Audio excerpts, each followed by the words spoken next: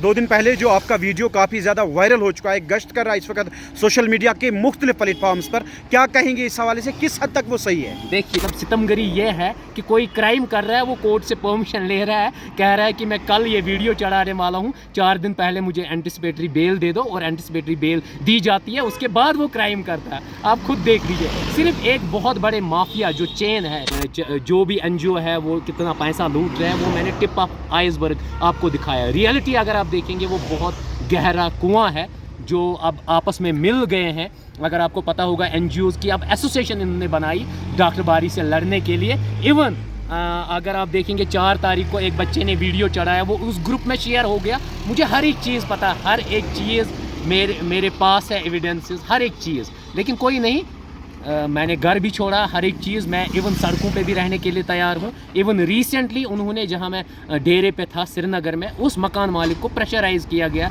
कि इसको निकालो। सही और गलत जनरल पब्लिक को जानना चाहिए। मैं तो कुछ नहीं बोलूँगा, मैं तो खामोश ही हूँ, क्योंकि मैं तैयारी कर रहा हूँ दूसरे चीज़ों की। ये है प्रिंसिपल सेशन जज अनंतनाग। वहाँ से बेल जो आई है वो 5 तारीख को एक बंदा लेता है, 5 तारीख को एंटिसिपेटरी बेल, और जबकि कोई कंप्लेंट नहीं थी।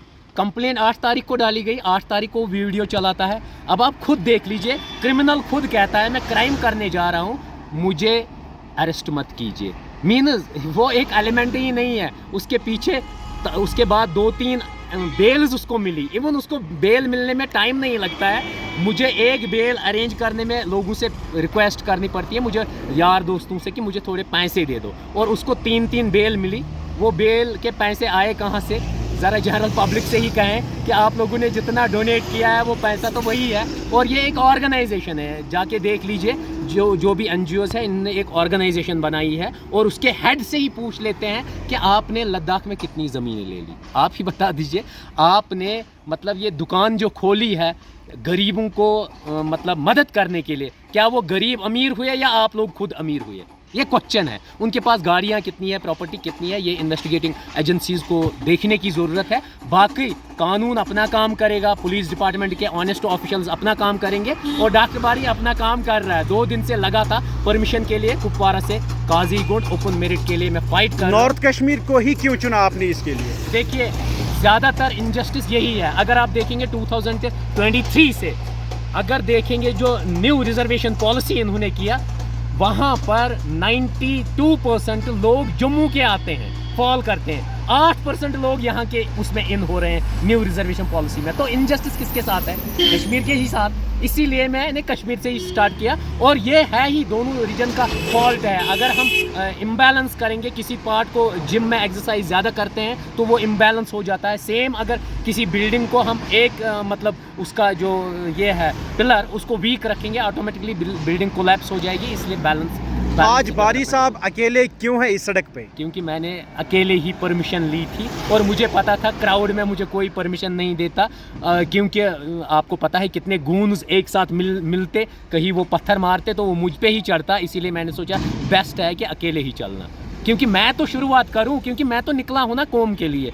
बाकी भी मिल जाएंगे आपको। 6 महीने बाद आप देखोगे बहुत बड़ा रिवोल्यूशन आएगा इंशाअल्लाह। बहुत अच्छे लोग ज्वाइन हो जाएंगे, और 6 महीने बाद मैं आपको दिखा दूंगा कि जो मैंने शुरुआत की थी वो पॉजिटिव प्रोस्पेक्टिव में जाती है या नेगेटिव। मैं अब निकला हूँ कफन पहन के। जितने भी ये क्रिमिनल्स है, जो करप्टेड लोग हैं, या जो गूंस कहेंगे, उनके लिए ये वार्निंग है कि आप लोगों ने हर एक चीज़ किया। पहले मैं जॉब करता था, वो आपको ही पता था, टर्मिनेट किया गया। क्यों? क्योंकि मैं रहबर खेल में वो बहुत बड़ा एक्सपोज किया, उसमें बहुत सारे ऑफिशियल्स इन्वॉल्व थे, फेक डिग्रीज़ पे बहुत सारे लोग थे। फिर मैं जेल था, जेल में 1.5 साल था, उसके बाद मुझे टर्मिनेट किया गया। टर्मिनेशन के बाद मैंने दोबारा वही कदम उठाया कि मैं करप्शन के ख़िलाफ़ हूँ, इनजस्टिस के ख़िलाफ़ हूँ। जो हक़ हमसे छीने जाते हैं, उन हुकूक को प्रोटेक्ट करने के लिए मैं पैदा हुआ हूँ। और इसीलिए फिर इवन मेरी फैमिली को भी प्रेशराइज़ किया गया, और उसके बाद आपने देखा फैमिली ने भी मतलब थोड़ा सा वो भी डर गए, क्योंकि उनको लगा था इसको अब PSA लगेगा। कल पर रोज़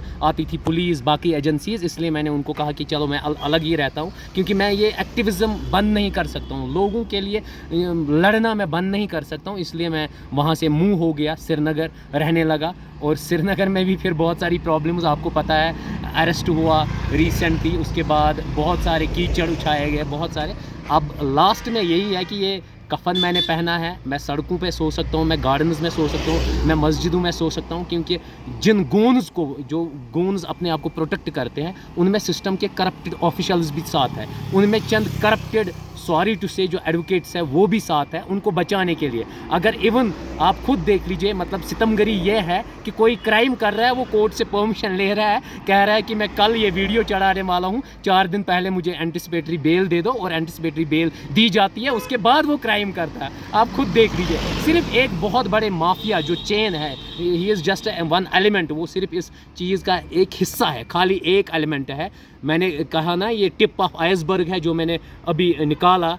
जो भी एनजीओ है वो कितना पैसा लूट रहे हैं, वो मैंने टिप ऑफ आइसबर्ग आपको दिखाया। रियलिटी अगर आप देखेंगे, वो बहुत गहरा कुआं है जो अब आपस में मिल गए हैं।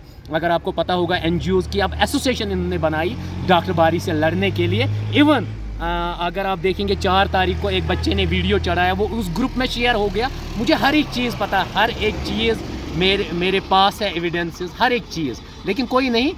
मैंने घर भी छोड़ा, हर एक चीज़, मैं इवन सड़कों पे भी रहने के लिए तैयार हूँ। इवन रिसेंटली उन्होंने, जहाँ मैं डेरे पे था श्रीनगर में, उस मकान मालिक को प्रेशराइज़ किया गया कि इसको निकालो।